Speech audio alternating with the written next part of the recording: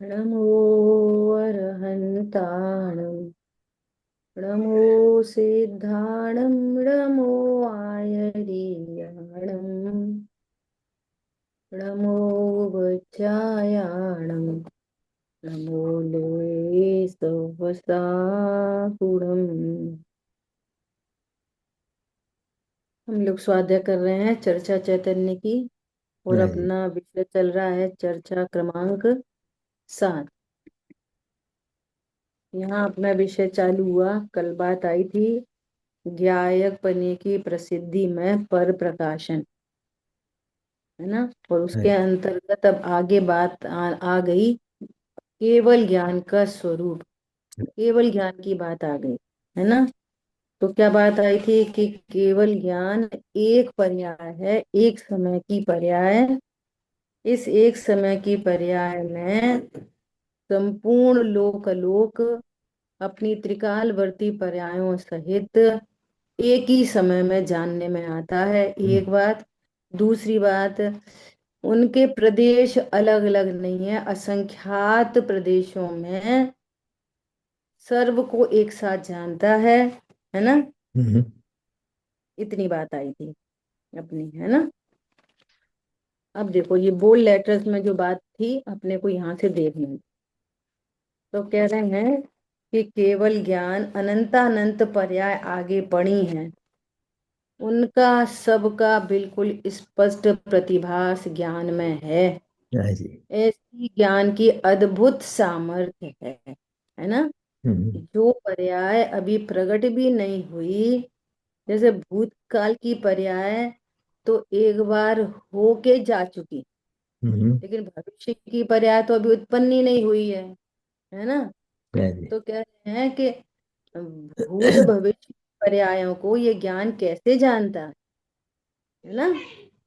तब कह रहे हैं कि वर्तमान में असत होने पर भी वो उनको सतरूप जानती है। वर्तमान में असत है, सुनो बहुत ध्यान से। हम्म। वर्तमान में असत है, लेकिन अपने काल खंड में तो वो सत सच है है। हाँ जी। है ना। हम्म। देखो कैसा स्यादवादमयी स्वरूप है कि पर्याय का स्वरूप कहा जाता है कि पर्याय उत्पाद व रूप होती हम्म। है ना। पर्याय का स्वरूप कैसा है? उत्पाद है। उत्पाद व स्वरूप, उत्पन्न होती है और नाश पन्ना। को प्राप्त होती है। एक समय में। एक विवक्षा तो ये है। हम्म। दूसरी विवक्षा क्या है? कि दूसरी विवक्षा ये है कि जिसका उत्पाद हुआ वो क्या है? सत, है ना। और सत का कभी नाश नहीं होता, ये दूसरी विवक्षा है। ख्याल में आई बात? वो अपने काल खंड में विद्यमान है, वर्तमान में विद्यमान नहीं है। क्या कहा? वर्तमान में तो विद्यमान नहीं है, लेकिन अपने काल खंड में विद्यमान है। क्यों काल खंड में विद्यमान? मतलब कि जो आत्मा है वो त्रिकालवर्ती पर्यायों का पिंड है। आत्मा कैसा है? त्रिकालवर्ती पर्याय का पिंड। ख्याल में आ रही बात? तो भूतकाल में किस खंड में वो पर्याय है? तो वो उस सत से विद्यमान है, वर्तमान सत से विद्यमान नहीं है। क्लियर हो गई बात? ऐसा। तो क्या कह रहे हैं? सतरूप जानती है, अर्थात जानने में जो परिणमन हो रहा है वो ज्ञान का सतरूप परिणमन है। वो पर्याय तो असत है, उस काल खंड में तो असत है, लेकिन जिस काल खंड में था वहां पर सत है। वो ज्ञान जानता उसी तरह है कि उस समय होगी या उस समय हुई थी। देखो ऐसा एग्जाम्पल कि शादी हुई, है ना। तो शादी हुई, समझो 20 साल पहले शादी हुई, हुई थी, 20 साल पहले शादी हुई थी, तो आज की तारीख में तो वे पर्याय नहीं है, है ना। लेकिन भूतकाल के उस काल खंड में ऐसा हुआ था, तब ऐसा हुआ था, ऐसा हुआ था, ऐसा हुआ था। ख्याल में आ रही है बात। ऐसे ही कुछ भविष्य का, अब ऐसा करेंगे, ऐसा, वो हो नहीं हो वो अलग बात है। लेकिन कभी ऐसा भी होता है कि जैसा, जैसी प्लानिंग होती है फ्यूचर में वैसा हो भी जाता है ना। तो ये जो शुद्ध ज्ञान है, ये शुद्ध ज्ञान भी भूत भविष्य वर्तमान तीनों को जानता है, शुद्ध ज्ञान भी। क्या बोला? ये शुद्ध ज्ञान की पर्याय भी भूत भविष्य वर्तमान तीनों को जानता है। ये अल्प ज्ञेय ज्ञायक है ना। और सर्वज्ञ भगवान अनंत भूत अनंत भविष्य को जानता। क्लियर हो गई बात? ऐसा। तो वो क्या कह रहे हैं, वो पर्याय तो असत है, वो ज्ञान जानता उसी तरह है कि उस समय होगी। अभी भविष्य की पर्याय अभी तो असत है, लेकिन प्रत्येक प्रत्येक द्रव्य अपनी त्रिकालवर्ती पर्यायों का पिंड है ना। तो उसमें तो विद्यमानता है ना, द्रव्य में तो, पर पर्याय रूप से नहीं, उत्पन्न होते हुए रूप से, कि इस समय इस काल में ये पर्याय ऐसे उत्पन्न होगी, है ना। अभी मिथ्या दृष्टि, कितने मिथ्या दृष्टियों में भी अवधि ज्ञान होता है ना। जैसे मान लिया नरक में तो होता ही है भव प्रत्यय, स्वर्ग में भी होता है, यहाँ मनुष्य गति में भी होता है ना। तो वे भी जान लेते हैं ना भविष्य की कुछ पर्यायों को, ये अब तुम्हारा ऐसा होगा, ठीक है, ऐसा। तो उस समय होगी वो पर्याय, केवल ज्ञान जानता तो यही है। द्रव्य क्षेत्र काल भाव सबसे जानता है ना, तो वो पर्याय कब होने वाली है, ये सारे विशेष उस ज्ञान में भास रहे हैं। केवल ज्ञान की पर्याय बाहर में जाकर किसी को जानने नहीं जाती। ख्याल में आई बात? वो सहजपने ऐसा पूर्ण शुद्ध ज्ञान प्रकट हुआ है कि सहजपने पूरा लोक लोक उसमें जानने में आ जाता है, और एक एक द्रव्य की त्रिकालवर्ती पर्याय जानने में आ जाती हैं, है ना। ऐसा वो पर्याय कब होने वाली है, वो सारे विशेष उसमें भास रहे हैं। हाँ, ज्ञान में प्रत्यक्षवत हो गया ना, वो भविष्य की पर्याय भगवान के ज्ञान में तो प्रत्यक्षवत हो गई। वो भविष्य की पर्याय को प्रत्यक्षवत देख रहे हैं। कैसा?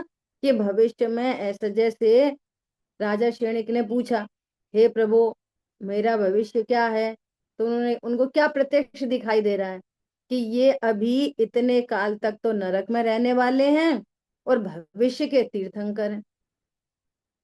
तो उस द्रव्य की अपेक्षा तो भविष्य है, और भगवान के केवल ज्ञान की अपेक्षा वो वर्तमान वत देख रहे हैं।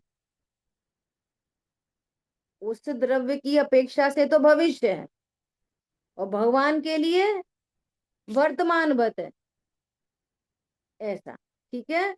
ज्ञान में प्रत्यक्षवत हो गया ना, उस आगे की पर्याय को ज्ञान जान रहा है ना, तो ज्ञान में तो वर्तमान में ही प्रत्यक्ष हो रहा है। ख्याल में आई बात? लेकिन वर्तमान में प्रत्यक्ष होने का अर्थ ये नहीं है कि वो पर्याय वर्तमान में है, ऐसा नहीं।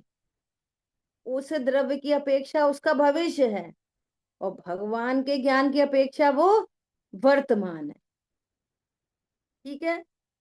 वो पर्याय तो जब है तब ही है, मगर ज्ञान में वर्तमान में जानने में प्रत्यक्ष है, ठीक है।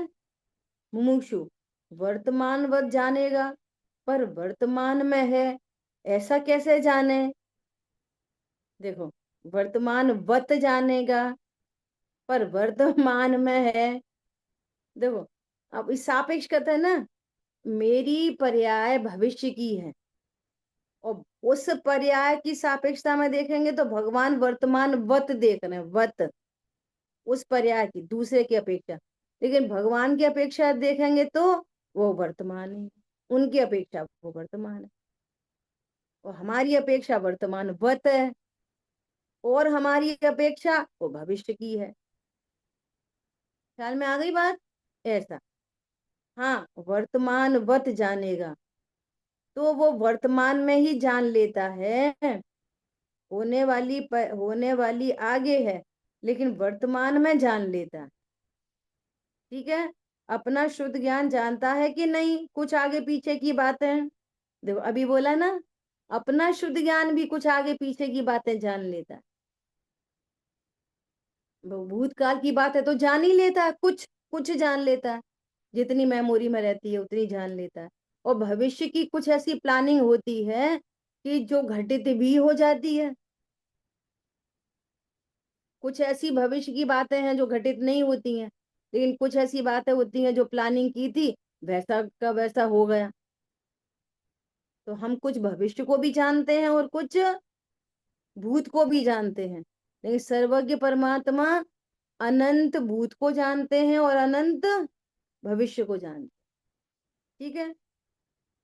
कुछ आगे पीछे की बातें जानता है कि नहीं शुद्ध ज्ञान, जैसे जाति स्मरण में आ जाती है, पहले की बातें, आगे की बातें भी जानता है बहुत सारी, ऐसी विलक्षण सामर्थ्य होती है।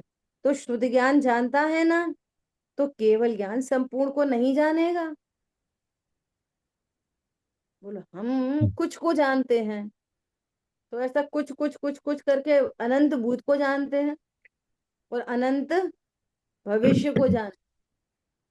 क्यों अनंत को? क्यों कि न आदि है और न अंत है। तो द्रव्य दीदी, कैसा है? हाँ, बोलिए।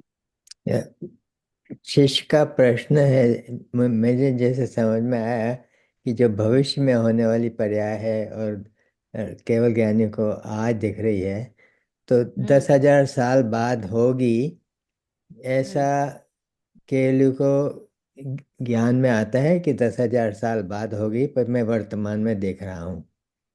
हाँ। ये प्रश्न है। हाँ, दोनों बातें हैं।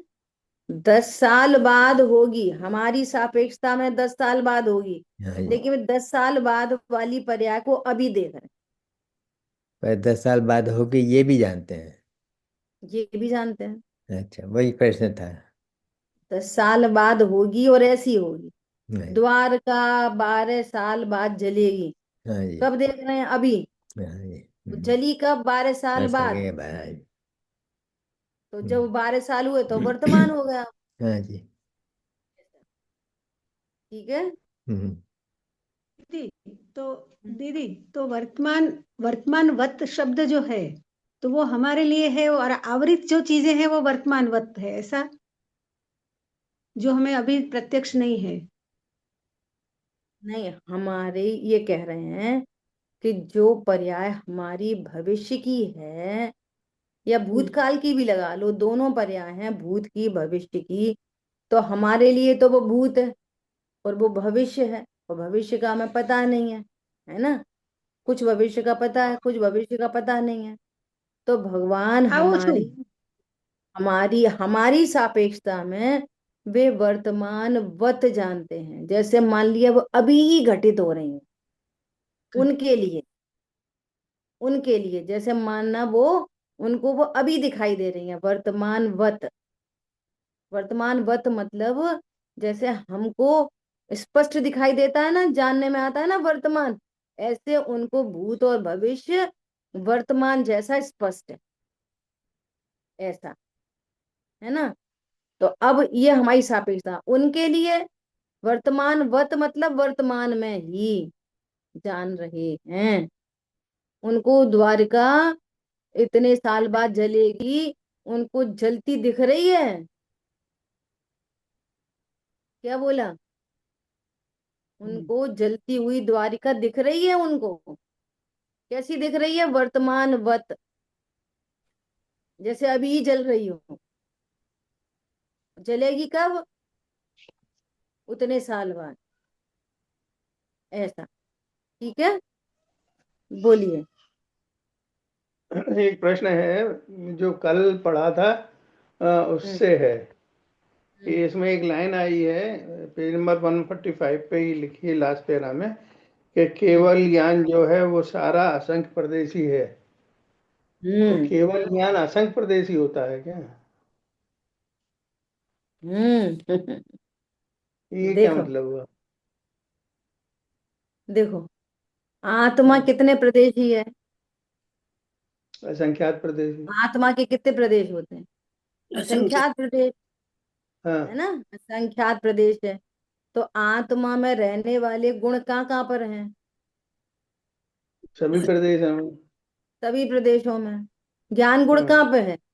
Top to bottom. हाँ, सभी प्रदेश में। चिंता गुण कहाँ पर है? Top to bottom. हाँ, चारित्र गुण टॉप टू बॉटम, ठीक। है ना?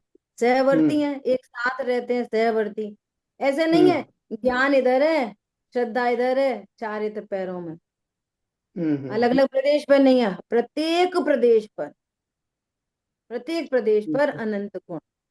हर प्रदेश, यहाँ पे ऐसा एक निडिल लो पॉइंटेड, और यहाँ पे रखो, तो यहाँ पे यहाँ पे कितने गुण इस एक प्रदेश पे? अनंत गुण।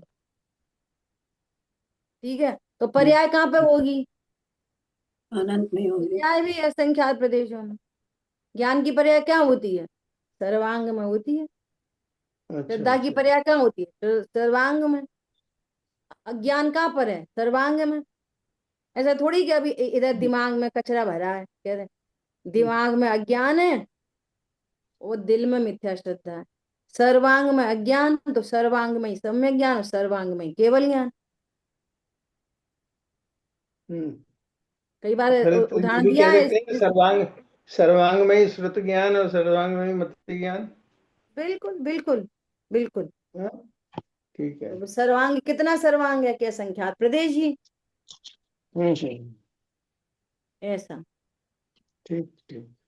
ठीक है, अभी कई बार अपन ने इस बात को भाव भाषण करने की कोशिश की है कि जैसे हम्म, भय उत्पन्न होता है, तो भय कौन हम्म। से गुण की पर्याय है? भय कौन से विकार, गुण की पर्याय है? विकारी। चारित्र गुण। चारित्र की। विकारी तो है, पर कौन से गुण की है? बोलो। नो, नो कर्म, नो कर्म रूप। गजब हो गई। चारित्र गुण कौन की। सा? विकारी, विकारी पर्याय है। निखिल भाई ने आंसर दे तो दिया, अभी भी समस्या आ रही है। चारित्र गुण की विकारी पर्याय है हम्म। भय, है ना? तो हाँ। भय, जब भी भय कषाय उत्पन्न होती है ना, तो ऐसे बोलते हैं ना, हरे रोंगटे खड़े हो गए, गूज बम्स हम्म, आ गए, तो बोलते हैं ना। तो कहाँ पे रोंगटे हम्म। खड़े होते हैं? हाथों में, पैर में, सब दूर। सर्वांग सर्वांग। में। ऐसी ऐसे यहाँ प्रसन्नता होती है, कभी प्रसन्नता से ऐसे स्वेटिंग हो जाती है, कभी भय से स्वेटिंग होती है, कभी तो कहाँ पे होती है? सर्वांग में। सर्वांग में सर्वांग होती में। है। तो सिद्ध होती है ना कि पर्याय सर्वांग में। हम्म। पूजन में लिखा है कि ओके। नहीं, सर्वांग अमी है बरस रहा। हम्म, तो रूप जाना, संवर निद्रा प्रकट हुए, तो कहाँ पर आनंद हुआ? सर्वांग अमी है बरस रहा। तो हम्म, आनंद कहाँ पर होता है? हम्म। असंख्यात प्रदेशों में। मोक्ष तत्व कहाँ प्रकट होता है? असंख्यात प्रदेशों में। ओके। अनंत आनंद कहाँ पर होता है? असंख्यात प्रदेशों में। हम्म, अनंत दर्शन, अनंत ज्ञान, अनंत सुख, अनंत वीर कहाँ प्रकट होता है? असंख्यात प्रदेशों में। और अभी अज्ञान मोह राग द्वेष कहाँ पर है? असंख्यात प्रदेशों में। ठीक, ठीक। सम्यक दर्शन, सम्यक ज्ञान, सम्यक चाहत प्रकट होगा कहाँ पे? असंख्यात प्रदेशों में। ओके। ध्यान में आ रही बात? ऐसा। बहुत बढ़िया। तो अब क्या बात चल रही है? ये आज सब लोगों ने वीडियो ऑफ क्यों कर रखे हैं? ऑन करो वीडियो सब, जितने लोग कर सकते हैं। तो क्या कह रहे हैं? वो पर्याय कब होने वाली है? वो सारे विशेष उसमें भास रहे हैं। ज्ञान में प्रत्यक्षवत हो गया ना, उस आगे की पर्याय को ज्ञान जान रहा है, ये वाली बात हो गई अपनी, है ना। नीचे तो वो कह रहे हैं कि ये जो शुद्ध ज्ञान है वो भी कुछ आगे पीछे की बातें जानता है। तो जब शुद्ध ज्ञान आगे पीछे की बातों को जानता है तो केवल ज्ञान संपूर्ण को जानेगा कि नहीं जानेगा? बोलो, ख्याल में आई बात? हम कुछ जानेंगे तो जब ज्ञान पूरा हो जाएगा तो सब जानेंगे, ऐसा। ठीक है, इसलिए जितना कुछ सत असत रूप गे है, सत असत माने, असत रूप माने जो पर्याय अभी आई नहीं और चली गई हैं, वह सब वर्तमान में असत रूप गे हैं। देखो फिर से, वे अपने काल खंड में तो सतरूप हैं लेकिन वर्तमान में नहीं है, इसलिए असत कहते हैं। आप याद बात समझो, अभी स्टार्टिंग में बात कह दी। एक बार कहते हैं कि जो पर्याय है उनका उत्पाद होता है और व्यय हो जाता है, तो वर्तमान अपेक्षा उत्पाद और व्यय, हम्म, लेकिन सर्वथा व्यय नहीं होता। हम्म, क्या बोला? वो अपने काल खंड में विद्यमान रहती है, हम्म, भविष्य की पर्याय। ये कालखंड का मतलब और बताओ जरा। काल खंड मतलब, अभी एग्जाम्पल दिया था ना कि 25 साल पहले शादी हुई, तो हम्म, 25 साल पहले का जो काल खंड है ना, अनादि अनंत का एक हम्म, फ्रैक्शन, हाँ हाँ अनादि अनंत काल। मेरा काल कितना है? मैं द्रव्य से कैसा हूँ? सामान्य, हम्म, सामान्य विशेषात्मक। क्षेत्र हम्म से कैसा हूँ? संख्या प्रदेशी। उत्तर प्रदेश। काल से कैसा हूँ? अनादि अनंत। तो हम्म, अनादि अनंत अच्छा का पर्टिकुलर कालखंड, हम्म, अच्छा अच्छा अच्छा।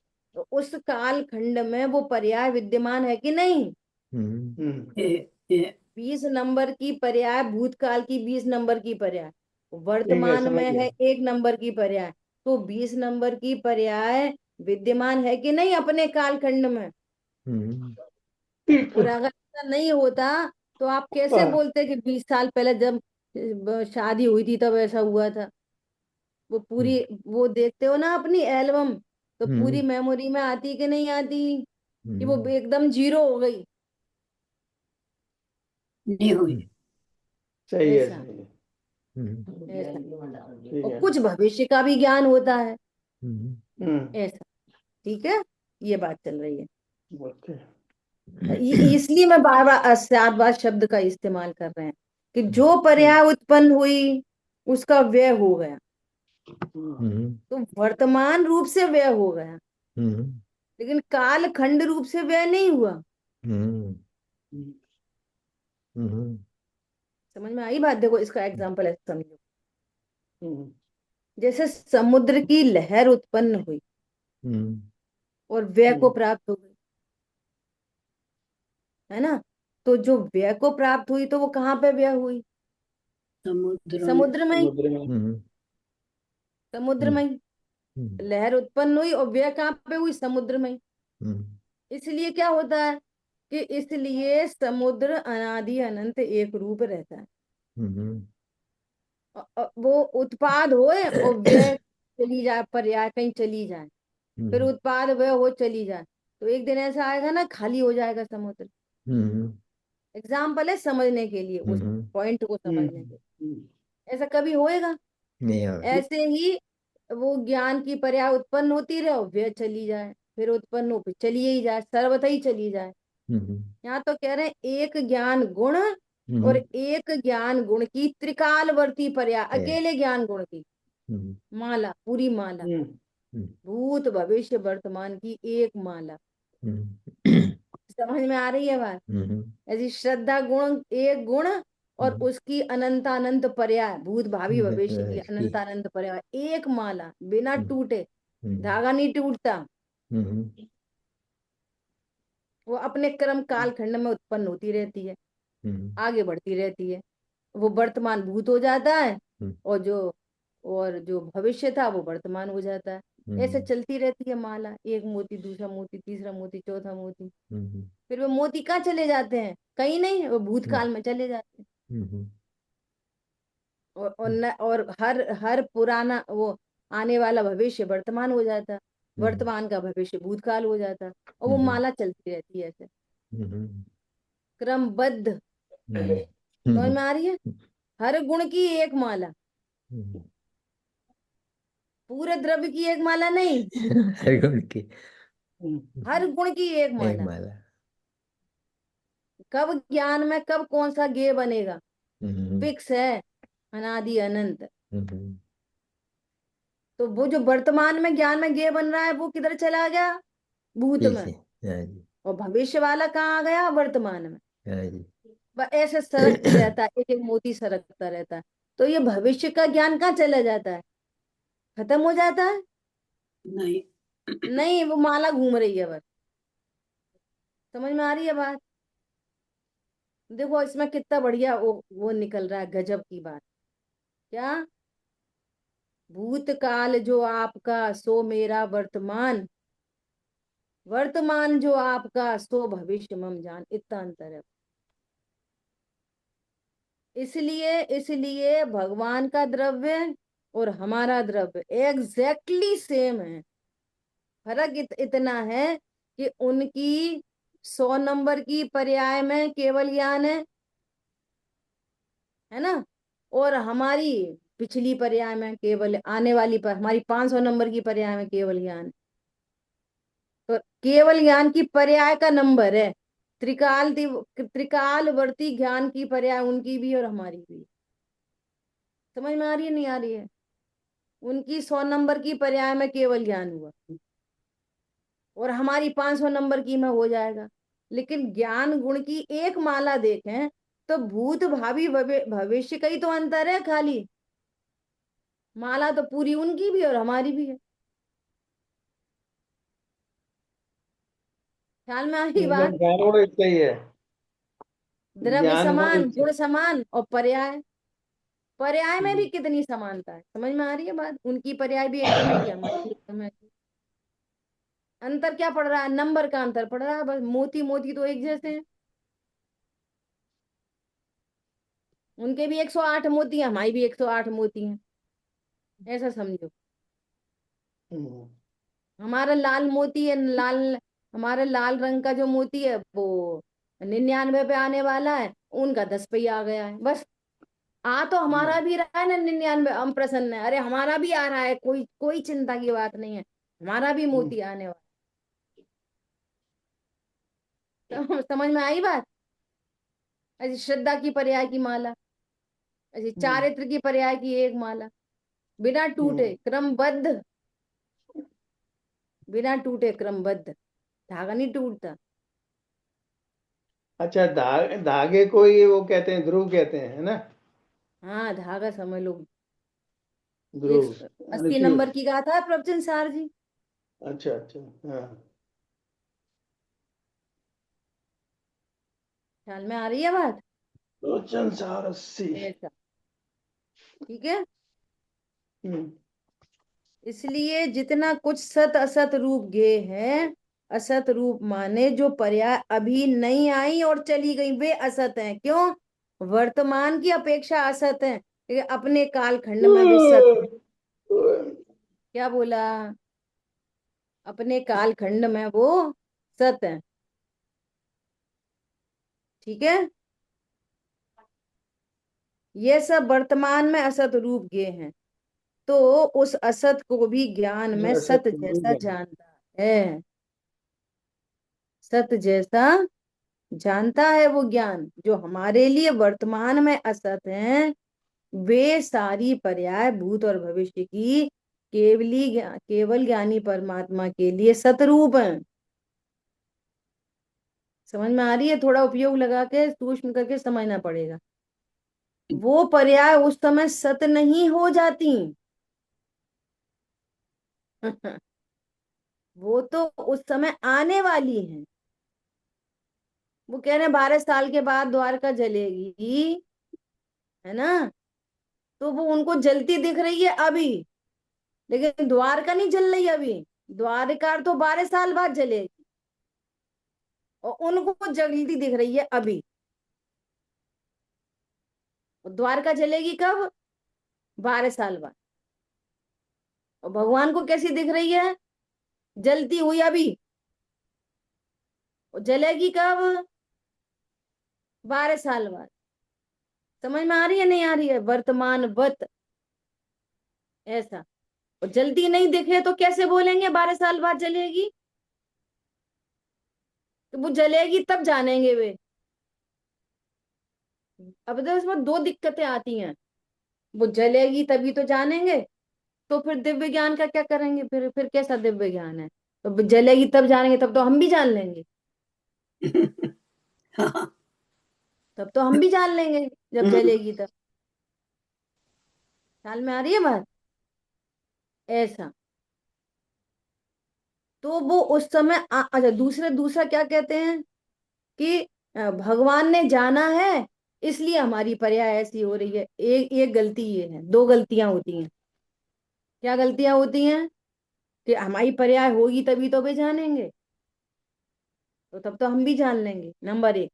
दूसरी बात, कि भगवान ने जाना है ना इसलिए हमारी पर्याय हो रही है।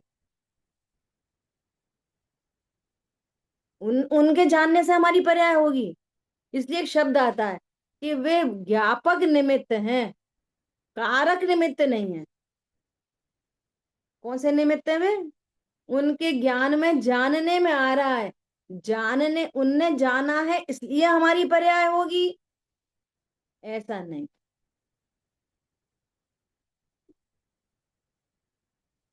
देखो, एक बार ऐसी ऐसी कोई बात हुई, तो उस बात को लेके समझो रिग्रेट हुआ। अरे ये कैसी गलती हो गई, कैसी गलती हो गई, कैसी गलती हो गई, नहीं होनी चाहिए, नहीं। तो फिर अगला अगला विकल्प कैसा आता है? अब अपन क्या करें भैया? केवल ज्ञानी ने देखा तो हो गया। तो केवल ज्ञानी ने देखा इसलिए तुम्हारी पर्याय हुई है। समझ आई बात? दूसरी बात, तीसरी बात, इसमें इसमें सुधार कैसा है इसमें? हम इस समय पुरुषार्थ नहीं कर पाएंगे ऐसा केवल ज्ञानी ने देखा। हम इस कालखंड में पुरुषार्थ कर लेंगे, सम्यक को प्राप्त कर लेंगे, ऐसा केवल ज्ञानी ने देखा। केवल ज्ञानी ने देखा इसलिए सम्यक दर्शन प्रकट नहीं होएगा। केवल ज्ञानी ने देखा है इसलिए हम मिथ्या दृष्टि बने रहेंगे, इसलिए मिथ्या दृष्टि नहीं बने रहेंगे। समझ में आ रही है बात? ऐसा दोनों साइड से देखना। जिस तो जिस समय वो आएगी उस समय वो वर्तमान जानी जाएगी। केवल ज्ञान ऐसा विलक्षण है, केवल ज्ञान की ऐसी असीम सामर्थ्य है। लेकिन उसकी विधि नहीं भूलना चाहिए कि केवल ज्ञान का स्वरूप क्या है, कैसा है। कि एक पर्याय, जैसे अपनी शुद्ध ज्ञान की एक पर्याय है, हर समय एक समय में एक ही पर्याय उत्पन्न होती है प्रत्येक गुण की। जैसे हमारी शुद्ध ज्ञान की एक समय में एक पर्याय उत्पन्न होती है, ऐसे केवल ज्ञान की एक समय में एक पर्याय उत्पन्न होती है। तो उसमें सारे के सारे जितने कुछ अनंत ज्ञेय हैं, वे सब अपने अपने को उसमें पटक देते हैं, समर्पित करते हैं। जैसे जैसा उन्होंने ही बोला, तुम हमें भी जानो, हमको भी जानो, हमको भी जानो, हमको भी जानो, हे भगवान हमें भी जानो, हमें भी जानो, हमें भी जानो। वे सभी के सब पीछे पड़ गए केवल ज्ञान के, हमें भी जानो। उन्हें कुछ नहीं पड़ी तुम्हें जानने। क्या कहा? राग ही पूरा खत्म हो गया। जानने की इच्छा नहीं है और जानने में सारा आ रहा। मैंने एक एग्जाम्पल दिया था सुबह की क्लास में कि हमारी इच्छा नहीं है कि हम अपने लिए कुछ बोलें, तो दुनिया तुम्हारे लिए बात करेगी। और हम अपने लिए करने चलेंगे ना, तो दुनिया बोलेगी देखो इनको कितनी उतावला है, कितनी उतावली है इनको। समझ में आ रही है बात? बिन मांगे मोती मिले, मांगे मिले ना भीख। तुम जानना चाहते हो तो जानने में आता नहीं है, और भी जानना चाहते नहीं। अब नहीं चाहने की बात भी नहीं है, कहा जाता है, कहने में आता है कि भाई किसी को जानना नहीं चाहते। वे चाहते भी नहीं और नहीं भी चाहते, दोनों ही बातें नहीं। और विश्व का प्रत्येक गे कहता है मानो कि आप प्रभु आपके ज्ञान में हम भी जानने में आ जाएं तो हम धन्य हो गए। पुद्गल द्रव्य भी कह रहा है, अधर्म द्रव्य भी कह रहा है, धर्म द्रव्य भी कह रहा है, आकाश द्रव्य भी कह रहा है। तो सब के सब उमड़ पड़े भगवान के ज्ञान में। सबने अपने आप को उड़ेल दिया भगवान के ज्ञान में। ऐसी अचिंत महिमा है केवल ज्ञान की। अब केवल ज्ञान के नाम पे कौन दिखाई दे रहा है? बोलो, केवल ज्ञान के नाम पे कौन दिख रहा है? यदि केवल ज्ञान के नाम पे ध्रुव दिख रहा है तो आप राइट प्रोसेस में हो, और केवल ज्ञान के नाम पर अकेली ज्ञान की पर्याय दिख रही है तो आप रॉन्ग वे पे हो। हम्म, कथन करेंगे कार्य का और तुम हम्म, कारण दृष्टि बनाए रखना। हम्म, हम तो कथन करेंगे मिठास का, तुम लक्ष्य चीनी पे बनाए रखना, तो तुम समझदार कहलाओगे। ये ऐसा केवल ज्ञान किसके किसके लक्ष्य से उत्पन्न होता है? ऐसा केवल ज्ञान ध्रुव के लक्ष्य से। तो कौन बड़ा है, केवल ज्ञान बड़ा है कि ध्रुव बड़ा है? बोलो। ध्रुव बड़ा है। ध्रुव बड़ा है। उसमें महिमा केवल किसकी है, केवल ज्ञान की नहीं, कि ध्रुव की? ध्रुव केवल ज्ञान तो एक पर्याय है बस। अरे हम केवल ज्ञान की भी पूजा कर लेंगे, हम्म, लेकिन केवल ज्ञान की पूजा उपचार से करेंगे। वास्तव में उस ध्रुव की पूजा है जिसके आश्रय से केवल ज्ञान प्रकट हुआ। समझ में आई बात? और सुनो, केवल ज्ञान की पूजा, केवल ज्ञान की पूजा कम बुद्धि वालों को समझाने के लिए है। समझदारों के लिए ध्रुव की पूजा ही है। जो नहीं समझते तो उन्हें केवल ज्ञान की महिमा बताते हैं। जो नहीं समझते ना तो कहते हैं भैया देखो केवल ज्ञान की कितनी महिमा। वो केवल ज्ञान से पूछो किसकी महिमा, तो वो कह रहा भैया मैं कुछ नहीं, जो कुछ है ये ध्रुव भाई साहब है, जे नहीं होते तो मैं कहाँ से आता। समझ में आ रही है बात? कहा कल अभी भाई साहब ने एक दिन प्रवचन में लिया था वहां पे कि जो दूसरों के कार्य से प्रसन्न होते हैं वे मिथ्या दृष्टि हैं। जो दूसरों के कार्य से प्रसन्न होते हैं वे क्या हैं? मिथ्या दृष्टि। और जो उस कार्य का कारण ढूंढते हैं वे हैं सम्यक दृष्टि। समझ में नहीं आई? एग्जाम्पल से समझो। किसी बच्चे की बढ़िया जॉब लगी और उसके घर में बढ़िया लग्जरी वग्जरी हो गई और गाड़ी वाड़ी खरीद ली बड़ी बड़ी, तो सब प्रशंसा करे, देखो उसके घर में इतनी अच्छी गाड़ी आई, देखो उसने इतना बढ़िया विला ले लिया, देखो उसके घर में ऐसी लग्जरी, ऐसा फर्नीचर। ये काय की महिमा है?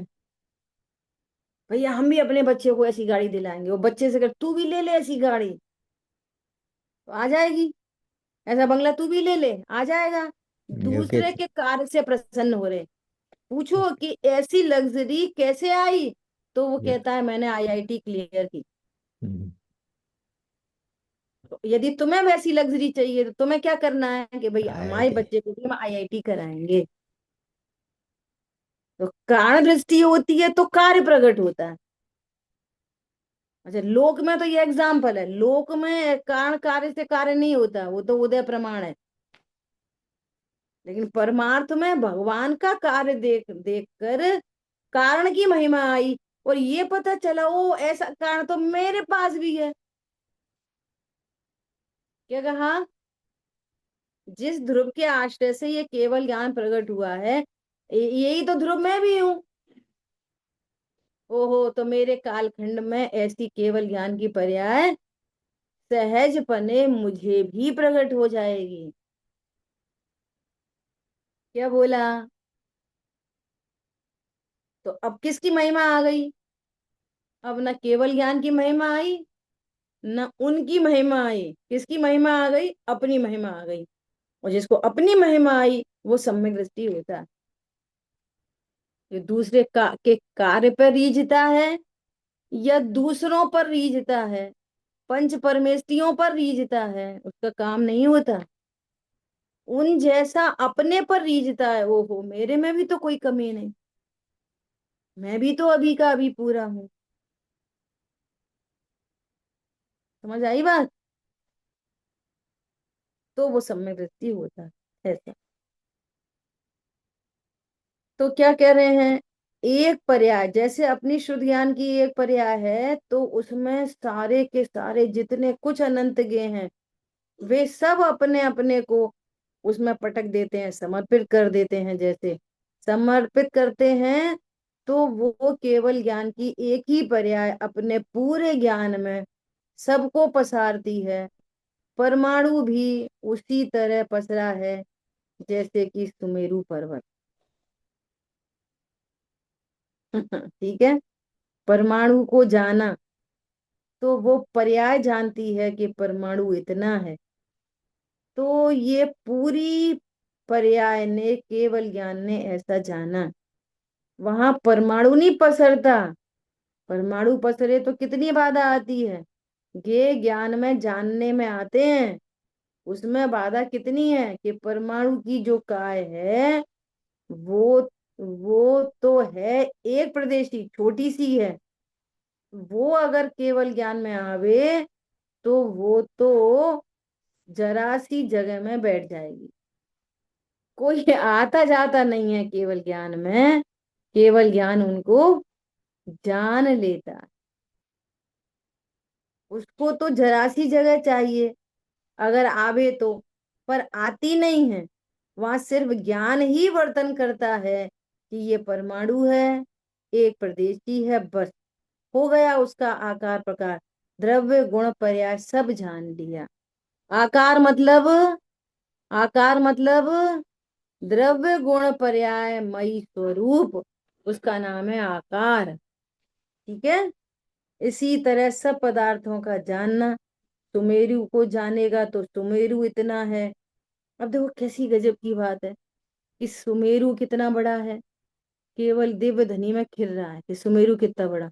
तो भगवान का ज्ञान इंची टेप लेके खड़ा है कि कौन सा मेजरमेंट लेके खड़ा है, बोलो कितना है केवल ज्ञान, वो सुमेरु ऐसे जानने में आ जाता है। जानने जाते नहीं, देखो केवल ज्ञान से पहले सुमेरु पर्वत दिखता नहीं, मति शुद्ध ज्ञान में तो सुमेरु पर्वत दिखता नहीं। समझ में आ रही है बात। और जब केवल ज्ञान हो जाता है तो सुमेरु पर्वत जानने में आता है। तो जानने में आता है और जानने जाते नहीं, और किसी इंची टेप से उसको नापा नहीं, और उसका पूरा डायमेंशन दिव्यधनी में ध्वनित हो जाता है। बोलने की भी इच्छा नहीं। आप देखो तो सही स्वरूप कैसा है अद्भुत, किसके कर्ता बनते हो। बोलने का भाव नहीं, वो बिना बोलने के भाव के दिव्य ध्वनि ध्वनित हो रही है। वो बिना इंची टेप के वो कितना बड़ा है वो पूरा जानने में आ रहा है। और जैसी वस्तु है वैसा ज्ञान हो रहा है। वस्तु ज्ञान के भीतर नहीं आई, ज्ञान पूरा हो रहा है। और जैसा ज्ञान हो रहा है वैसी दिव्य ध्वनि अपने आप फिर रही है। देखो गजब की बात, कौन किसका करता। ये ज्ञान में आए नहीं और जानने पर कोई भाव नहीं हुए। ओहो हो चलो सबको बताएं, इन्हें क्या पता। आज मुझे दिख रहा है कि सुमेरु पर्वत कितना बड़ा है, ढाई द्वीप कितने योजन का है, एक एक नदी नाले कितने योजन के हैं। सबको बताओ सबको बताओ, कोई भाव नहीं। जैसा जैसा लोक है तैसी देवधनी खिल रही है ऑटोमेटिक, आगे पीछे ऊपर नीचे नहीं कि थोड़ा सा। हाँ वो कोना नहीं देख पाए हम, पता नहीं कितना बड़ा है, हाँ इतना होगा। समझ में आई। चार किनारे कोने कैसे हैं, विचार करो कैसी देवधनी खिल रही है। देख है नहीं रहे, लक्ष्य करके देख नहीं रहे, वे ज्ञान में आ नहीं रहे, बोलने बताने का भाव नहीं, और दिव्य ध्वनि खिल रही। कैसी खिल रही है, जैसा है तीन लोग वैसी खिल रही है। संबंध कितना है कि कुछ नहीं, तीन लोग जैसा है एग्जैक्टली वैसी ही दिव्य ध्वनि खिल रही है। देखो बिल्कुल सरल एग्जांपल है। एक परिणाम उत्पन्न हुआ कि ए बी सी डी लिखें, चार अक्षर ए बी सी डी। ठीक है, वो भाव हाथ को छूता नहीं, और हाथ पेंसिल को छूता नहीं, और पेंसिल चलती है बिल्कुल ए पर ए, बी पर बी, सी पर सी, डी पर डी। कितना घनिष्ठ निमित्त नैमित्तिक संबंध है। बोलो कौन लिख रहा है? पेंसिल भी नहीं लिख रही, कागज की जैसी योग्यता वैसा। फुल फाइनल तो वो है।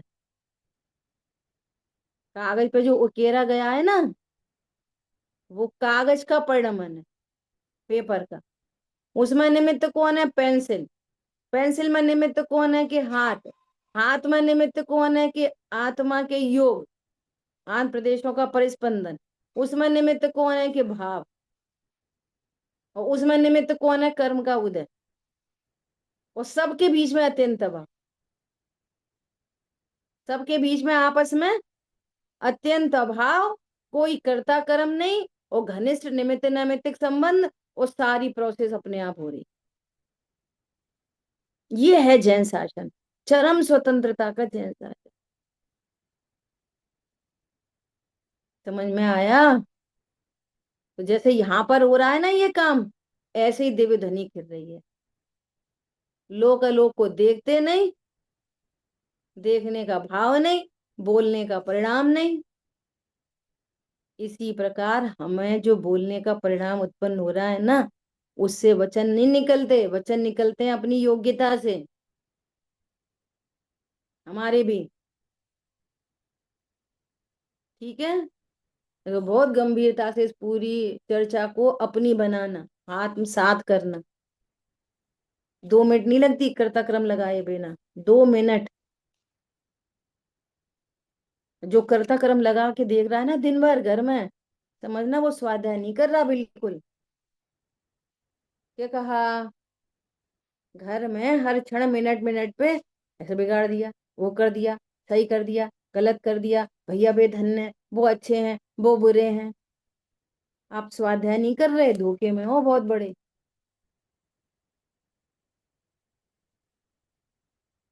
देखो, किसी की अंगूठी छोटी है, किसी की बड़ी है, तो आपको सबकी अंगूठी, सबकी चेन, सबके ब्रेसलेट सब सोने का दिखता है। उन पर्यायों की वैल्यू आप 0 रखते हो, तो यहाँ ध्रुव ध्रुव ध्रुव क्यों नहीं देख पा रहे? वहां सोना सोना सोना देख लेते हो, यहाँ ध्रुव ध्रुव ध्रुव नहीं देख पा रहे, वहां पे कैसे देख लेते हो? एक 10 ग्राम की अंगूठी और 10 ग्राम की चेन है, तो पर्याय की वैल्यू कितनी है? 0। भाई साहब का प्रवचन आया कल परसों नगण्य, तो मुझे यही दृष्टांत याद आ रहा था बार बार। क्या है वो नगण्य? ये भाव है उसका। आप क्या कह रहे हो? 10 ग्राम की अंगूठी और 10 ग्राम की चेन है, तो अंगूठी की कीमत ज्यादा कि नहीं? सोने की कीमत है, तो अंगूठी की कीमत 0, चेन की कीमत 0। नगण्य। ध्रुव के आगे पर्याय की कीमत कितनी है? 0। ये नगण्य का अर्थ है, और ये हमें भावभाषित होता है बहुत अच्छे से। ठीक है?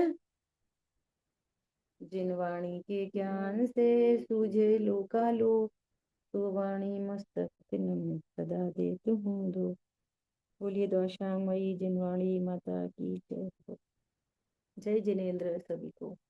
जय हो। जय जय। जय